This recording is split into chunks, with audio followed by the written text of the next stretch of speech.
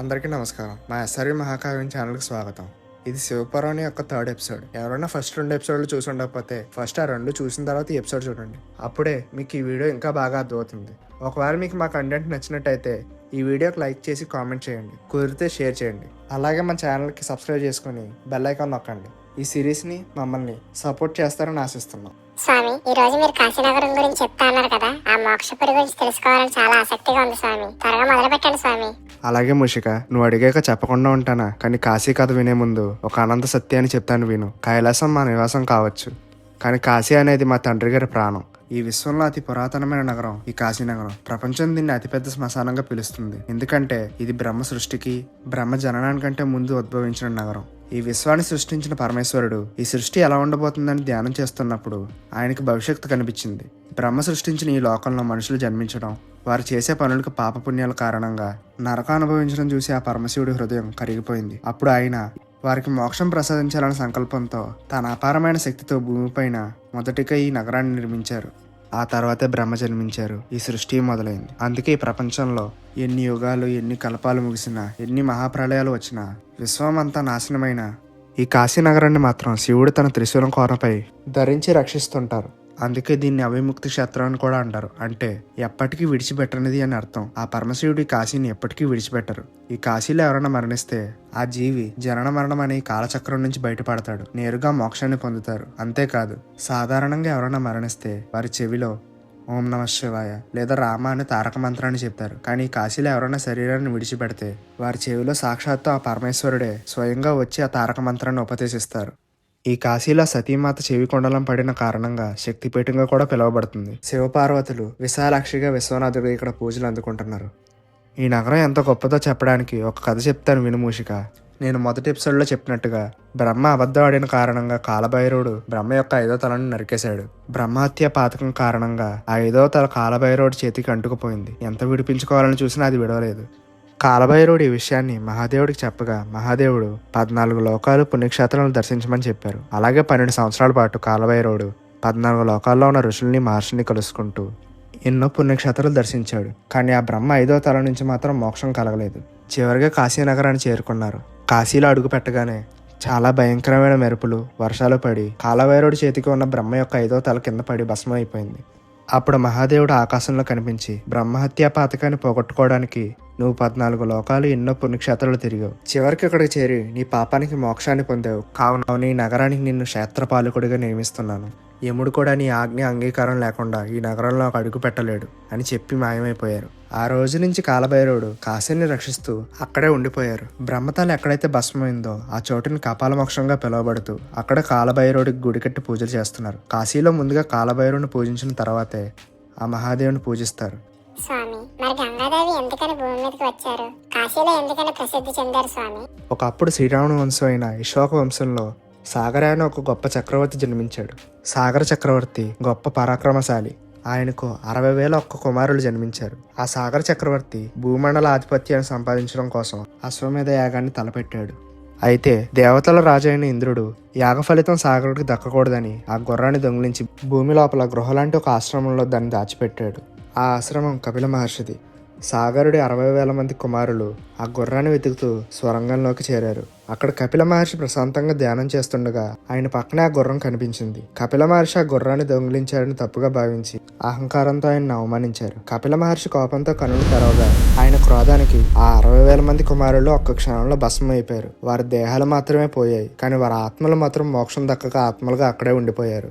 ఈ విషయాన్ని తెలుసుకున్న సాగర చక్రవర్తి తన కుమారులకు మోక్షం కలిగించాలని ఎన్నో ప్రయత్నాలు చేశాడు, కానీ ప్రయోజనం లేదు. కొద్ది కాలం తర్వాత సాగరుడు కూడా కాలం చేశాడు. 3 తరాలు గడిచాక వారి వంశంలో భగీరథుడు అనే ఒక రాజు జన్మించాడు. పెరిగి పెద్దయ్యాక తన పూర్వీకుల విషాదగాథను తెలుసుకుని వారికి మోక్షం కల్పించాలని సంకల్పం తీసుకున్నాడు. ఆ 60,000 మందికి మోక్షం లభించాలంటే కేవలం స్వర్గంలో ప్రవహించే పవిత్రమైన గంగానది నీటితో మాత్రమే సాధ్యమని తెలుసుకున్నాడు. వెంటనే భగీరథుడు తన రాజ్యాన్ని వదిలి బ్రహ్మ కఠోరమైన తపస్సు చేశాడు. బ్రహ్మదేవులు ప్రత్యక్షమై ఏ వరం కావాలో కోరుకోమన్నారు. భగీరథుడు జరిగినదంతా చెప్పి గంగను భూమి మీదకి రప్పించమని కోరాడు. బ్రహ్మ అప్పుడు ఎలా సెలవిచ్చారు: నేను గంగను భూమి మీదకి రప్పించగలను, కానీ భూమి గంగ యొక్క ప్రవాహాన్ని తట్టుకోలేదు. గంగ ప్రవాహాన్ని ఆ మహాదేవుడు మాత్రమే నియంత్రించగలడు, కావున నువ్వు ఆ మహాదేవుని ప్రార్థించు అని చెప్పి వెళ్ళిపోయారు. భగీరథుడు మళ్ళీ తిరిగి శివుడి కోసం తపస్సు మొదలుపెట్టాడు. తపస్సుకు మెచ్చిన మహాదేవుడు సంతోషించి ప్రత్యక్షమయ్యారు. భగీరథుడి కోరికను మన్నించి గంగాదేవి స్వర్గం నుండి భూమిపైకి భయంకరమైన వేగంతో దూకుతున్నప్పుడు శివుడు తన విశాలమైన జటాజూటాన్ని ఆకాశం అంతా అడ్డంగా పెట్టి ఆమె ప్రవాహ వేగాన్ని పూర్తిగా నియంత్రించారు. శివుడి జటాజూటలను శాంతించిన గంగాదేవి చివరకు ఒక చిన్న ప్రవాహంగా భూమిపైకి వచ్చింది. హిమాలయాల నుంచి మొదలై కాశీ ఇంకా ఎన్నో ప్రదేశాలు దాటుకుంటూ ప్రవహించింది. భగీరథుడి పయనాన్ని అనుసరిస్తూ గంగానది కపిల మహర్షి ఆశ్రమాన్ని కూడా చేరుకుంది. గంగానది ప్రవాహం సాగర పుత్రుల భస్మాన్ని తాకగానే ఆ 60,000 మందికి మోక్షం లభించింది. అందుకే చనిపోయిన వారి అస్థికుల్ని గంగలో కలుపుతారు. అనేక పుణ్యక్షేత్రాల గుండా గంగానది ప్రవహించినప్పటికీ గంగానది కాశీలో ప్రవహించగానే అత్యంత పవిత్రమైన మోక్ష ప్రవాహంగా మారుతుంది. ఎందుకంటే శివుడి తల నుండి ఉద్భవించిన గంగానది శివుడి ఆత్మ ఉన్న కాశీని శుద్ధి చేయడం వలన ఈ రెండు పవిత్ర శక్తులు కలయిక వల్ల ఇక్కడ ఒక్కసారి స్నానం చేసినా పాపాలు పోతాయని నమ్ముతారు. అందుకే గంగాదేవికి కాశీలో అంతటి విశిష్టత లభించింది. మూషిక, స్వామి, కాశీనగరం గురించి ఎంతో గొప్పగా చెప్పారు కదా. మరి అంత పవిత్రమైన కాశీని విడిచిపెట్టి మనం ఎందుకని కైలాసంలో నివాసం ఉంటున్నాం స్వామి? నిజానికి దానికి 2 కారణాలు ఉన్నాయి. మూషిక, కాశీ నా తండ్రి మహాదేవుని ఆత్మ అయితే కైలాసం ఆయన ధ్యానం చేసే స్థలం. మొదటి కారణం, పూర్వం కపిల నగరంలో యజ్ఞదత్తుడు అనే బ్రాహ్మణ పురోహితుడు ఉండేవారు. ఆయన రాజ్యంలో యాగాలు నిర్వహించడం, రాజులకు సలహాదారుడిగా పనిచేసేవారు. ఆయన కుమారుడు గుణనిధి. యజ్ఞదత్తుడు తన పనిలో తన నిమగ్నం అవడం వలన సరైన పెంపకం లేని కారణంగా గుణనిధి చిన్నప్పటి నుంచే జూదం, చెడు స్నేహాలు, వ్యసనాలకి బానిసయ్యాడు. తన తల్లి ఎంత ప్రేమగా చెప్పినా తన దుష్కార్యాలు మానలేదు. గుణనిధి ఇంట్లోని వస్తువులు కూడా జూదంలో పెట్టి పోగొట్టేవాడు. పెళ్లి చేస్తే మారతాడేమో అని పెళ్లి కూడా చేశారు. అయినా ఎలాంటి మార్పు లేదు. ఒకరోజు యజ్ఞదత్తుడు ఒక జోతగాడి చేతిలో తన ఉంగరాన్ని చూసి గట్టిగా ప్రశ్నించాడు. ఆ జోతగాడు, "ఓ యజ్ఞదత్త, నీ ఉంగరాన్ని నేను దొంగిలించలేదు. ఇది నీ కుమారుడు జూదంలో నా దగ్గర ఓడిపోయాడు" అని గుణనిధి యొక్క వ్యసనాలన్నిటి గురించి చెప్పాడు. తన కుమారుడు దుష్కార్యాలు తెలుసుకున్న అగ్నిదత్తుడు కోపంతో ఇంటికి వెళ్లి తన భార్యని నిలదీశాడు. కానీ గుణనిధి తల్లి ఇంకా తన కుమారుని కాపాడడానికి ప్రయత్నించింది. కోపావేశంతో రగిలిపోయిన అగ్నిదత్తుడు, "నీ మాయ మాటలు కట్టిపెట్టు, వెళ్ళి నీళ్లు తీసుకురా, వాడి పేరు మీద నీళ్లు వదిలేసి బంధాలను తెంచుకుంటానని" అన్నాడు. తండ్రి కోపాన్ని మాటల్ని దూరం నుంచి విన్న గుణనిధి భయపడే ఆ క్షణమే ఇల్లు వదిలి ఏ దిక్కు లేనివాడిలా వెళ్ళిపోయాడు. రోజులు గడుస్తున్నాయి. ఆకలితో అల్లాడుతున్నాడు. తాను చేసిన తప్పులకి భయంకరమైన పశ్చాత్తాపం పడుతున్నాడు. అలా నడుస్తూ వెళ్తున్న గుణనిధి ఒక చెరువు దగ్గర నీరసం వచ్చి కూర్చున్నాడు. అప్పుడు గుణనిధి ఎలా అన్నాడు, "ఓ బ్రహ్మదేవ, నాలాంటి అసమర్థుడు ప్రశాంతంగా జీవించకూడదని ఆకలిని పుట్టించావా? నా తల్లి ఎంతో ప్రేమగా అన్నం పెట్టేదే, ఇప్పుడు నా ఆకలి తీర్చేవారే లేరా? నేను చేసిన పాపాలకు క్షమాపణ లేదా స్వామి" అని విలపించి అక్కడే పడుకున్నాడు. కొద్ది సమయం తర్వాత శివనామస్మరణతోని గుమ్మగుమ్మలాడే వాసనతోని నిద్ర లేచాడు. లేచి చూస్తే కొంతమంది శివభక్తులు అక్కడ స్నానం చేస్తూ మరి కొంతమంది ప్రసాదం వండుతూ కనిపించారు. అది శివరాత్రి పండుగ అని పక్కనే ఉన్న గుడిలో పూజలు చేయడానికి వచ్చారని తెలుసుకున్నాడు. ఎలాగైనా ఆ ప్రసాదాన్ని తినాలని వారితో ఆ శివరాత్రి పూజలో పాల్గొన్నాడు. ఉపవాసం కూడా ఉన్నాడు. రాత్రి అయింది. అందరూ నిద్రలోకి జారుకున్నారు. ఆకలితో ఉన్న గుణనిధి ఆ ప్రసాదాన్ని తీసుకుని బయటికి వెళ్ళబోయాడు. పొరపాటున అక్కడ ఉన్న ఒక భక్తుడు కాలు తొక్కేశాడు. నిద్ర లేచిన ఆ భక్తుడు దొంగ దొంగ అని గట్టిగా అరవడం వలన అందరూ వచ్చి గుణనిధిని కొట్టడం మొదలు పెట్టారు. చాలా రోజుల నుంచి ఆకలితో ఉన్న గుణనిధి ఆ దెబ్బలకు తట్టుకోలేక అక్కడే మరణించాడు. తర్వాత యమభటులు గుణనిధి ఆత్మను తీసుకువెళ్ళడానికి రాగా వారిని శివగానాలు అడ్డుకున్నారు. అప్పుడు యమభటులు శివగానాలతో, "చూడండి, ఇతని జీవితకాలం ముగిసింది. ఇతను బ్రతికి ఉండగా చేసిన పాపాలకు శిక్షగా ఇతని ఆత్మను నరకానికి తీసుకురమ్మని చిత్రగుప్తుల వారు సెలవిచ్చారు" అని శివగానాలకి యమభటులు చెప్పారు. దానికి శివగానాలు ఎలా అన్నారు, "నిజమే, ఇతని జీవితకాలం పాపాలు చేశాడు. కానీ శివరాత్రి రోజున శివునికి పూజలు చేశాడు, ఉపవాసం కూడా ఉన్నాడు. మరి ఆ మహాదేవుని సన్నిధిలోనే మరణించాడు. కావున ఇతను కొంతకాలం కైలాసంలో ఉంటాడు" అని చెప్పి గుణనిధి ఆత్మని వాళ్ళతో పాటు కైలాసానికి తీసుకువెళ్లారు. ఈ విషయాన్ని యమభటులు వెళ్లి యమధర్మరాజుకి చెప్పారు. అప్పుడు యమధర్మరాజు ఎలా అన్నారు, "ఓ భటులారా, మెడలో రుద్రాక్ష ధరించిన వారిని, నుదుట విభూతి రాసుకున్న వారిని, జీవితంలో ఒక్కసారైనా శివరాత్రి పూజ చేసిన వారితో జాగ్రత్త. ఆ పరమేశ్వరుని భక్తుల జోలికి మీరు వెళ్ళకండి. శివుని ప్రీతి పొందిన వారు నా అధికారంలో ఉండరు. ఇది ధర్మ నిర్ణయం. ఇది ఆ మహాదేవుని ఆజ్ఞ." కైలాసాన్ని చేరుకున్న గుణనిధి అక్కడ శివునికి సేవలు చేస్తూ నిమగ్నమయ్యాడు. చేసిన తప్పులన్నింటినీ గుర్తించి పశ్చాత్తాపం చెందాడు. తర్వాత జన్మలో కళింగరాజుగా జన్మించి ఆ జన్మంతా శివారాధనతో గడిపాడు. తన రాజ్య ప్రజలను కూడా భక్తి మార్గంలో నడిపించి శివకేశవులకి తేడా లేదని నిరూపించాడు. ఈ విధంగా గత జన్మలో చేసిన పాపాలకి ప్రాయశ్చిత్తం చేసుకున్నాడు. ఒక శివరాత్రి రోజున శివుడిలా ఐక్యమైపోయాడు. ఆ తర్వాత జన్మలో ఆయన పులస్య మహర్షి మనవడిగా వైశ్రవణుడు అనే పేరుతో జన్మించాడు. పులస్య మహర్షి కుమారుడు విశ్రవాసుడు. విశ్రవాసుడికి 2 భార్యలు. మొదటి భార్య ద్వారా వైశ్రవణుడు జన్మించాడు. ఇతడే గుణనిధి. రెండో భార్యకు రావణ, కుంభకర్ణ, విభీషణుడు జన్మించారు. ఈ జన్మలో కూడా వైశ్రవణుడు శివుడికి భక్తితో పూజలు చేసేవాడు. ఆయన భక్తికి మెచ్చిన మహాదేవుడు హిందూ మహాసముద్రం మధ్యలో విశ్వకర్మతో ఒక అందమైన నగరాన్ని నిర్మించి వైశ్రవణుడికి బహుమతికి ఇచ్చారు. అదే లంకా నగరం. అయితే వైశ్రవణుడు తమ్ముడైన దుర్బుద్ధి కల రావణుడు ఎన్నో పన్నాగాలు పన్ని వైశ్రవణుని రాజ్యం నుంచి బయటికి పంపేశాడు. రావణుడు కూడా తన భక్తుడే కావడం వలన మహాదేవుడు అతన్ని ఏమీ చేయలేదు. ఏం చేయాలో తెలియక వైశ్రవణుడు కాశీనగరాన్ని చేరి తిరిగి శివుని కోసం తపస్సు చేయడం మొదలుపెట్టాడు. అతడు తపస్సుకు మెచ్చిన మహాదేవుడు పరాశక్తితో కలిసి అతనికి దర్శనమిచ్చి ఏం వరం కావాలో కోరుకోమన్నారు. అప్పుడు వైశ్రవణుడు, నాకు ఏ వరాలో వద్దు స్వామి, కేవలం మీ దగ్గర ఉంటూ మీకు సేవలు చేసుకునే భాగ్యాన్ని ప్రసాదించండి అని కోరాడు. ఆ భక్తికి మెచ్చిన మహాదేవుడు, నీవు యక్షులకి కిన్నరులకి ఆరోగ్యానికి మరియు ఐశ్వర్యానికి అధిపతి అవుతావు, నీవు అలకాపురికి రాజు అవుతావు అని వరమిచ్చి, నీవు కోరుకున్న విధంగా నీ అలకాపురి దగ్గరలో ఉన్న కైలాసంలోనే నేను శాశ్వతంగా నివాసం ఉంటాను అని వరమిచ్చారు. అప్పుడు వైశ్రవణుడు పక్కన ఉన్న ఆదిశక్తిని చూసి వైశ్రవణుడు మనసులో ఎలా అనుకున్నాడు, స్త్రీ పరిపూర్ణత యొక్క ఈ మహాశక్తి స్వరూపం ఎవరు? నిజంగా ఆమె శివుణ్ణి ఎంత అద్భుతంగా పూజించి ఉండాలి. ఆమె ప్రభువుని ఎలా ప్రలోభ పెట్టగలిగింది? ఆమె ఆరాధన నా తపస్సు కంటే గొప్పదా? లేకపోతే ప్రభువు ఆమెను తన హృదయానికి అంత దగ్గరికి ఎలా తీసుకున్నాడు అని అనుకున్నాడు. వైశ్రవుడి చూపులను అగౌరవంగా గ్రహించిన ఆ జగన్మాత వైశ్రవణుడి ఎడమకరుని గాయపరిచింది.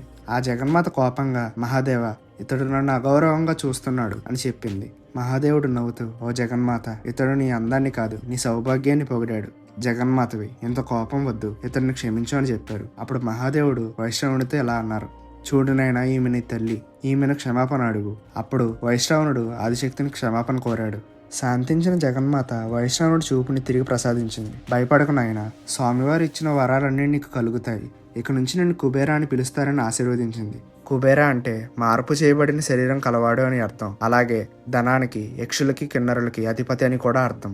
ఈ విధంగా కుబేరుడికి ఇచ్చిన మాట కారణంగా ఆ రోజు నుంచి శివపార్వతులు, కుమారస్వామి, నేను, మీరు, మన గణాలు అన్నీ ఇక్కడే కైలాసంలో నివాసం ఉంటున్నాయి. రెండో కారణం, కాశీ మోక్షాన్ని ప్రసాదించే క్షేత్రం. అక్కడ ప్రశాంతమైన ధ్యానం సాధ్యం కాదు. కానీ కైలాసం ఈ సృష్టికి అత్యున్నతమైన, అత్యంత ప్రశాంతవంతమైన ప్రాంతం. నా తండ్రి పరమశివుడు కేవలం సృష్టి లయకారుడు మాత్రమే కాదు, మహాయోగి కూడా. కైలాసం అనేది ఆయన ధ్యాన వ్యవస్థ. మన గణాలకు మరియు పార్వతీమాత సృష్టించిన ప్రకృతికి పొట్టినిల్లు మూషిక. అంతా బాగానే ఉంది స్వామి, కానీ యమధర్మరాజు చాలా ధర్మపరుడు కదా, పాపాలు చేసిన వారిని ఖచ్చితంగా శిక్షిస్తాడు కదా. మరి పరమశివుని పూజించిన వారిని, కాశీలో చనిపోయిన వారిని ఎవడు ఎందుకని ఏమీ చేయడు? అలాగైతే పాపాలు చేసిన వాళ్ళందరూ మహాదేవుని పూజించి తమ పాపాల నుంచి తప్పించుకుంటారు కదా స్వామి, అది ధర్మమా స్వామి? మంచి ప్రశ్నే వేసావు మూషిక. కర్మ అనేది బ్రహ్మ సృష్టి కంటే శక్తివంతమైనది మూషిక. చేసిన పాపాల నుంచి ఎవరూ తప్పించుకోలేరు.